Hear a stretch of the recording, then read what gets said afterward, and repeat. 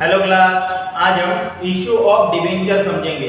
Debenture एक borrowed capital होता है जो कंपनी में इशू किया जाता है मिड पीरियड में, जब कंपनी सबसे पहले ओन कैपिटल में कैपिटल कलेक्ट करती है। ओन कैपिटल यानी ओनर्स इक्विटी, जैसे इक्विटी शेयर, प्रेफरेंस शेयर्स या रिटेन अर्निंग। ये कैपिटल कंपनी में इनफ नहीं होता है तो फिर कंपनी जाती है दूसरे स्टेज में, that is borrowed capital. Borrowed यानी उधार वाला कैपिटल, कर्जाऊ, लोगों से लोन लेके कैपिटल कलेक्ट करती है। कंपनी एक्ट 2013 सेक्शन 71 में कंपनी को पावर मिल जाते हैं कि कंपनी डिबेंचर भी इशू कर सकती है। अब ये डिबेंचर होता क्या है और डिबेंचर इशू कैसे किए जाते हैं, यही सारे आज हम इस लेक्चर में कवर करेंगे।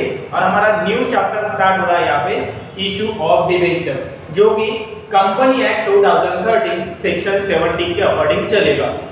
डिबेंचर यानी होता क्या है, डिबेंचर को पावर क्या है, डिबेंचर को रिटर्न ऑन इन्वेस्टमेंट मिलता क्या है, डिबेंचर कितने समय के लिए कंपनी में आ सकते हैं और कितने टाइप्स के डिबेंचर होते हैं, यही सब हम आज रिकैप कर लेते हैं। कल हम इसकी प्रोविजन समझेंगे नेक्स्ट वीडियो में। तो पहले समझ लेते हैं इशू ऑफ डिबेंचर। ये डिबेंचर यानी होता क्या है, एक प्रकार से बोरोड कैपिटल है। कंपनी के पास दो सोर्सेस है, एक है ओन कैपिटल और एक है बोरोड कैपिटल। ओन कैपिटल में company equity share, preference shares में कैपिटल कलेक्ट करती है, और जब कंपनी को एक्सपांशन करना होता है या डाइवर्सिफिकेशन करना होता है या कंपनी के लिए पैसों की रिक्वायरमेंट है, अब कंपनी आर्थिक तंगी में आ चुकी है या कंपनी ने कुछ नया प्लान करने का डिसाइड किया है, ऐसे समय में कंपनी को पैसों की और जरूरत होती है। तो कंपनी में बोर्ड ऑफ डायरेक्टर जो होते हैं वो फाइनेंशियल प्लान बनाते हैं कंपनी के लिए, बराबर है। तो board of director have power to issue debenture. तो ये बोरो करने का पावर किसे होता है, बोर्ड ऑफ डायरेक्टर को होता है। Officially power board of director के पास होते हैं, बट इसके लिए भी पहले एनुअल जनरल मीटिंग में अप्रूवल लेनी पड़ती है शेयर होल्डर से कि अब कंपनी कितने डिबेंचर इशू करेगी, उसका साइज क्या होगा इशू का, कब इशू करना है, इसके लिए कौन से डॉक्यूमेंट प्रिपेयर करने पड़ते हैं, आरओसी से क्या परमिशंस लेनी पड़ती है, सेबी से क्या अप्रूवल लेना पड़ता है, ये सारा ही इस चैप्टर के अंदर आपको पढ़ने को मिलेगा। डिबेंचर एक long term source of capital है, लॉन्ग टर्म लोन इसमें लिया जाता है। इनडायरेक्टली डिबेंचर भी हमारा कर्जा ही होता है, लोन ही होता है, ध्यान रखना। डिबेंचर एक सर्टेन पीरियड ऑफ टाइम के बाद रीपेमेंट करने होते हैं। जैसे मैंने ओन कैपिटल पढ़ाया था तो आपको बताया था कि ओन कैपिटल कैसा कैपिटल है, परमानेंट कैपिटल है। कैसा कैपिटल है, permanent. But debenture capital is a temporary capital. ये कंपनी में कुछ समय के लिए आता है, कुछ समय, बट ये लॉन्ग टर्म होता है, जैसे 5 साल, 10 साल, 15 साल, 20 साल, depend on companies requirement and need. और वो फिर पब्लिक को कैसे इशू करते हैं, कितने समय के लिए इशू करते हैं, उसके अकॉर्डिंग हमारे कंपनी में डिबेंचर्स आते हैं। यानी डिबेंचर क्या, एक सोर्स ऑफ बोरोड कैपिटल जिसमें कंपनी लोगों से, जनरल पब्लिक से लोन लेती है। क्या लेती है, लोन यानी कर्जा लेती है। कर्जाऊ भांडवल इसे बोला जाता है। जब कंपनी को एक्सपेंशन करना होता है, डाइवर्सिफिकेशन करना होता है या कंपनी में पैसों की जरूरत होती है, लैटर स्टेज में, इनिशियल स्टेज में, शुरुआत में सबसे पहले कंपनी शेयर कैपिटल के भरोसे ही चलती है, बट धीरे धीरे कंपनी की डेयरिंग बढ़ती है कि अब हमारी कंपनी मार्केट में जम चुकी है, प्रॉफिट में कंपनी आ चुकी है, अब कंपनी के पास मॉर्गेज रखने के लिए असेट्स वगैरह बन जाती है। ऐसे समय में कंपनी डिबेंचर इशू करने का डिसीजन लेती है, और ये डिसीजन लेने का हक, पावर बोर्ड ऑफ डायरेक्टर के साथ दिया गया है। तो बोर्ड ऑफ डायरेक्टर कंपनी के एक्सपेंशन के लिए, अच्छा फ्यूचर बनाने के लिए कंपनी को लोन लेती है लोगों से।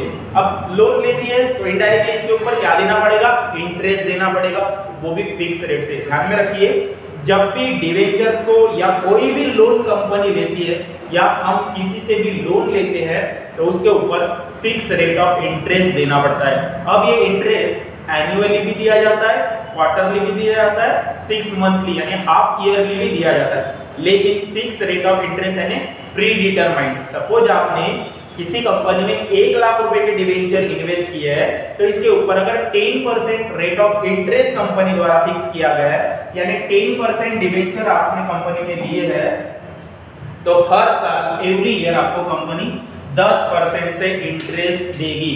चाहे कंपनी को प्रॉफिट हो चाहे लॉस हो, कंपनी की लायबिलिटी बनती है और कंपनी हर साल आपको 10% से क्या देगी, इंटरेस्ट देगी। यानी 1 लाख रुपए अगर आपने कंपनी में इन्वेस्ट किया है तो 10,000 रुपए का इंटरेस्ट आपको हर साल कंपनी से मिलता रहेगा, जितने समय के लिए आपके डिबेंचर कंपनी में इन्वेस्टेड है। यानी डिबेंचर क्या है, एक प्रकार से लोन है जो कंपनी लोगों से लेती है। तो debenture is N certificate document. Debenture क्या है, एक प्रकार से सर्टिफिकेट डॉक्यूमेंट है जिसके ऊपर कंपनी का नाम, कंपनी का एड्रेस, कंपनी का सीआईएन नंबर रहेगा। उसके बाद कंपनी, इसमें होल्डर का नाम, होल्डर का एड्रेस, फिर इन्वेस्टमेंट कितनी की है, कौन से टाइप के डिबेंचर्स आपने खरीदे हैं, उसके ऊपर डायरेक्टर के साइन, 2 डायरेक्टर के साइन और एक काउंटर साइन रहेगा, कंपनी सेक्रेटरी का। ऐसा एक डॉक्यूमेंट बनाती है, एक्नॉलेजमेंट ऑफ डेट, कर्जा लेने का एक प्रॉमिस, एक वचन कि आपसे कंपनी ने कुछ डिबेंचर्स में लोन लिया है और after certain period of time के बाद ये आपको रीपेमेंट किया जाएगा। ऐसे डॉक्यूमेंट को बोला जाता है debenture. Debenture come from Latin word which means debate. दूसरे शब्दों में debenture is an indefinite of debt. Debenture यानी कर्जा लेने का प्रॉमिस होता है, वचन होता है। कंपनी जब भी डिबेंचर में कैपिटल मतलब राइज करती है, लोन लेती है, तो जब भी रीपेमेंट की बारी आती है या कंपनी वाइंडिंग अप में चली जाती है तो सबसे पहले पैसा डिबेंचर होल्डर को रिटेन करती है। क्यों ऐसा होता है, क्योंकि कंपनी एक्ट 2013 के अकॉर्डिंग जब भी कंपनी डिबेंचर इशू करती है तो ये हमारा डेट कैपिटल होता है, कर्जाऊ भांडवल होता है। और कंपनी प्रोविजन के अकॉर्डिंग, कंपनी लॉ के अकॉर्डिंग सबसे पहले कंपनी को अपनी आउटर लायबिलिटी का पेमेंट करना पड़ता है, उसके बाद ही कंपनी ओन कैपिटल का पेमेंट करती है। यानी कंपनी जब फॉर्म होती है, बनती है, तो सबसे पहले पैसा ओन कैपिटल शेयर्स में आता है, जैसे इक्विटी शेयर, प्रेफरेंस शेयर्स में भी आता है। लेकिन जब बोरोड कैपिटल लिया जाता है तो सबसे पहले भुगतान, पेमेंट जो है सबसे पहले बोरोड कैपिटल को किया जाता है। कब, जब मैच्योरिटी पीरियड आ जाता है या कंपनी वाइंडिंग अप में जाती है, 2 इवेंट पे पैसा वापस किया जाता है। एक तो मैच्योरिटी पीरियड पे, जैसे डिबेंचर 5 साल के लिए लिए गए हैं, वो 5 साल एक्सपायर हो गए तो उसके बाद कंपनी सबसे पहले डिबेंचर होल्डर का पैसा रिटर्न करेगी। उसके बाद अगर प्रेफरेंस शेयर्स का पैसा मैच्योर हो रहा है तो उनको पेमेंट करेगी, और सबसे लास्ट में पेमेंट इक्विटी शेयर होल्डर को किया जाता है। तो आप समझ चुके होंगे डिबेंचर यानी क्या, एक्नॉलेजमेंट ऑफ डेट, कर्जा लेने का एक प्रॉमिस, वचन, जो कि पब्लिक कंपनी में डिबेंचर इशू किए जाते हैं। और ये डिबेंचर लॉन्ग टर्म कैपिटल होता है। तो समझते हैं थोड़ा यहाँ से भी, issue of debenture, debenture are borrowed capital. Debenture ये कौन सा कैपिटल है, बोरोड कैपिटल। बोरोड यानी उधार, कर्जाऊ लेना, लोन लेना, टेम्पररी कैपिटल है। Company issue debenture to raise fund for a long period of time. ये लॉन्ग पीरियड मिनिमम 5 इयर्स हो सकते हैं, 10 इयर्स हो सकते हैं, 15 इयर्स हो सकते हैं या 20 इयर्स भी हो सकते हैं, depend on company need. Company को कितने साल के लिए कैपिटल चाहिए उसके अकॉर्डिंग कंपनी उसका डेट फिक्स करेगी। मिनिमम 5 साल के लिए तो लाए जाते हैं, 5 साल, 10 साल, 20 साल, 50 साल के लिए भी लिए जा सकते हैं। So debenture is an long term loan या लॉन्ग टर्म डेट कैपिटल भी बोला जाता है, ये बोरोड कैपिटल है। Debenture holder are a creditor of company, और डिबेंचर होल्डर हमारे रिलेशन में, कंपनी के रिलेशनशिप में कौन बन जाते हैं, क्रेडिटर। क्रेडिटर यानी धनको, जिनको सबसे पहले पेमेंट करना पड़ता है। इनको equity share holder, preference share holder से भी पहले पैसे पेमेंट करने होते हैं, रिटर्न करने होते हैं। इसीलिए हमारे कंपनी के कौन होते हैं, क्रेडिटर होते हैं। जिनसे हमने लोन लिया होता है, कर्जा लिया होता है, वो हमारे रिलेशनशिप में कौन बन जाते हैं, क्रेडिटर बन जाते हैं। दे do not participate in the management of company. लेकिन जैसे ही वो हमारे क्रेडिटर बन गए तो उनको कंपनी के मैनेजमेंट में पार्टिसिपेट करने का कोई अधिकार नहीं होता। वो हमारे कंपनी में सिर्फ इन्वेस्टर बन के रह जाते हैं, एट इज क्रेडिटर। अब इनको कंपनी से कोई लेना देना नहीं होता, कंपनी कैसा काम कर रही है, कितना काम कर रही है, इनको मैनेजमेंट में आने का कोई अधिकार नहीं है। इक्विटी शेयर होल्डर को पूरा पावर है कि वो कंपनी में आ सकते हैं, कंपनी को मैनेज कर सकते हैं, कुछ सजेशन दे सकते हैं। लेकिन डिबेंचर होल्डर जब आप बन जाते हैं, आपने पैसा एक बार कंपनी में इन्वेस्ट कर दिया तो आप कंपनी से मैनेजमेंट के अधिकार नहीं मिलते, और ना आपको वोटिंग राइट्स होते हैं। जैसे इक्विटी शेयर होल्डर को वोटिंग राइट्स होते हैं, डिबेंचर होल्डर को वोटिंग राइट नहीं होते। कंडीशन ये है कि अगर इनको इनका इंटरेस्ट फिक्स रेट से प्रॉपर्ली नहीं मिल रहा है, कंपनी बहुत डेट में जा रही है और इनका अरियर्स अगर बैलेंस बनते जा रहा है ऐसे टाइम पे डिबेंचर होल्डर अपने हित के लिए, अपने इंटरेस्ट के लिए, यानी खुद के सवाल पूछने के लिए कंपनी को बोल सकते हैं कि हमारी एक मीटिंग लो। अदरवाइज जनरल मीटिंग में इनको कोई पावर्स नहीं है। General meeting equity share holder की होती है, तो इसमें डिबेंचर होल्डर को आने का कोई अधिकार नहीं होता। यानी debenture holder do not have voting right, they do not participate in management of company.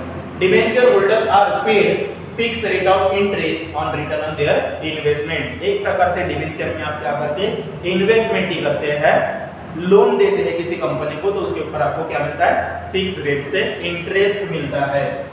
There are various regulations and provisions that need to follow in order to issue of debenture। लेकिन जब भी company debenture issue करती है general public को, इन्हें prospectus एक document बनाना पड़ता है। बोर्ड ऑफ डायरेक्टर को ये पावर्स होते हैं। होल्डिंग मीटिंग्स, बहुत सारी मीटिंग्स लेनी पड़ती है, सेबी से परमिशन लेनी पड़ती है, स्टॉक एक्सचेंज से अप्रूवल लाना पड़ता है, आरओसी को जाके बताना पड़ता है। तो यही सारी प्रोविजन, रूल्स एंड रेगुलेशन यानी इशू ऑफ डिबेंचर, ये हम नेक्स्ट वीडियो में कंटिन्यू करेंगे। उम्मीद है आप लोगों को डिबेंचर का इंट्रोडक्शन समझ में आ गया होगा। नेक्स्ट वीडियो में हम इसके प्रोविजंस पढ़ेंगे। Thanks for watching.